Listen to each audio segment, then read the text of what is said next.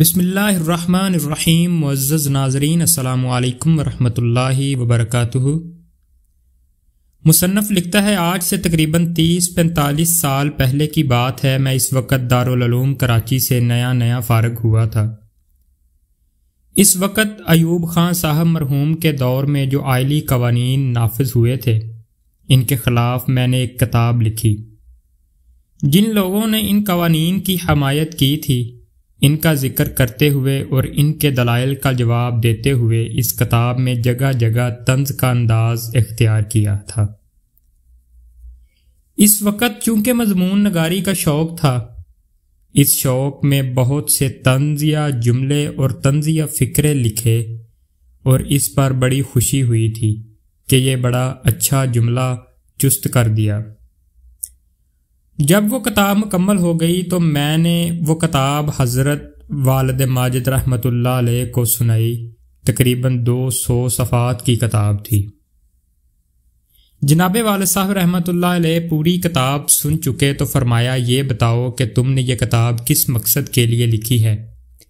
اگر اس مقصد سے لکھی ہے کہ جو لوگ پہلے سے تمہارے ہم خیال ہیں وہ تمہاری اس کتاب کی تعریف کریں کہ واہ واہ کیسا دندان شکن جواب دیا ہے، اور یہ تعریف کریں کہ مضمون نگاری کے اعتبار سے اور انشاء اور بلاغت کے اعتبار سے بہت اعلیٰ درجے کی کتاب لکھی ہے، اگر اس کتاب کے لکھنے کا یہ منشا ہے تو تمہاری یہ کتاب بہترین ہے۔ لیکن اس صورت میں یہ دیکھ لیں کہ اس کتاب کی اللہ تعالیٰ کے نزدیک کیا قیمت ہوگی، اور اگر کتاب لکھنے کا مقصد یہ ہے کہ جو آدمی غلطی پر ہے اس کتاب کے پڑھنے سے اس کی اصلاح ہو جائے، تو یاد رکھو تمہاری اس کتاب کے پڑھنے سے ایسے آدمی کی اصلاح نہیں ہوگی، بلکہ اس کتاب کو پڑھنے سے اس کے دل میں اور ضد پیدا ہوگی۔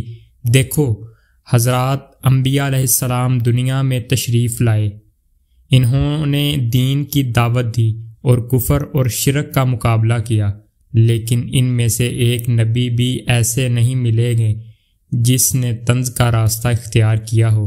لہٰذا یہ دیکھو کہ یہ کتاب اللہ کے واسطے لکھی ہے یا مخلوق کے واسطے لکھی ہے۔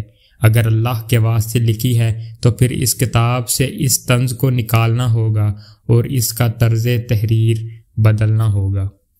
وما علینا الا البلاغ المبین۔ شکریہ۔